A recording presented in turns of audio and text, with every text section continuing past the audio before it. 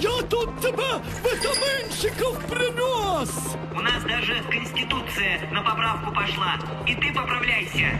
Мы держим за тебя кулачки. Мы держим от тебя закрытые границы. Если вирус нельзя победить, заключи с ним сделку. Я даже с талибами заключил. От них летальность выше. Нам плохо без тебя. Найн, не открывай! А то нам еще хуже станет. Сиди там, за великой марлевой повязкой. Хуже, говоришь, станет? Куда еще хуже? Без Китая мы как без рук.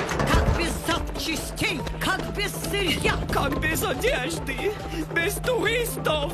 Без игрушек. Цены на нефть рухнули. Какие уж тут игрушки. У нас все планетообразующее предприятие заболело. Если Китай не выздоровеет, кто работать будет? Кто мне заплатит за то, что я не перепродал то, что он мне не прислал? Друзья!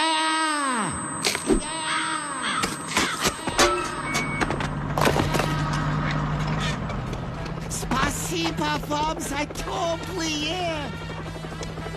Закрой свое поганое окно. И выздоравливай скорей, гад. Выздоравливай нам экономику. Подавись ты этими витаминами. Яры Дазе, мне теперь что?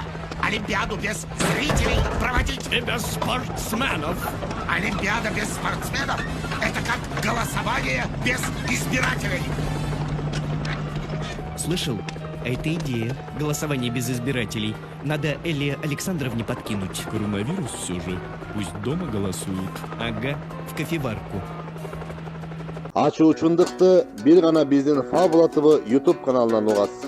Жазылууну унутпаңыз.